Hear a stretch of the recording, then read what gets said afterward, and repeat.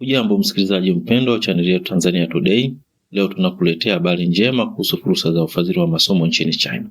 Masomo nchini China kwa uzoefu huanza Oktoba, Novemba hadi Februari kwa CSC, na kutoka April hadi Mei kila mwaka ni kwa MOVCOM.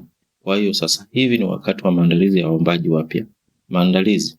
Nyaraka za kuzingatia ni kama zifuatazo: 1. Pasi ya kusafiria. 2. Barua za mapendekezo kutoka kwa maprofesa. 2 zinahitajika. Katika nchi za Asia, ufafanuzi wa profesa ni mtu anayefanya kazi ya kufundisha au kufanya utafiti katika chuo kikuu. 3. Cheti cha shahada kilichothibitishwa na transcript yake.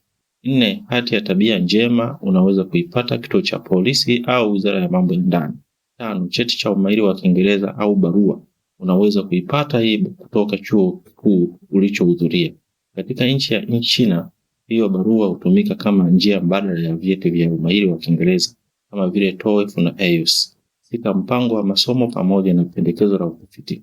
Hata kama unaomba shahada ya uzamili, hakikisha umejumuisha pendekezo la utafiti. Ukiitwa kwenye usahili, chuo husika kitataka uwasilishe kitu unachokusudia kufanya utafiti. Pendekezo rahisi linaweza kujumuisha mambo yafuatayo: A. Utangulizi. B. Malengo ya utafiti. C. Umuhimu wa utafiti.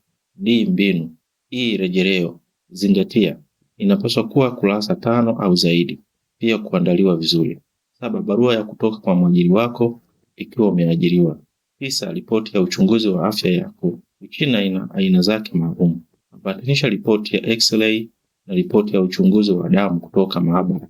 Mwisho, asanteni kwa kunisikiliza. Maandalizi mema. Usisahau kusubscribe na kushare kwa wengine habari njema.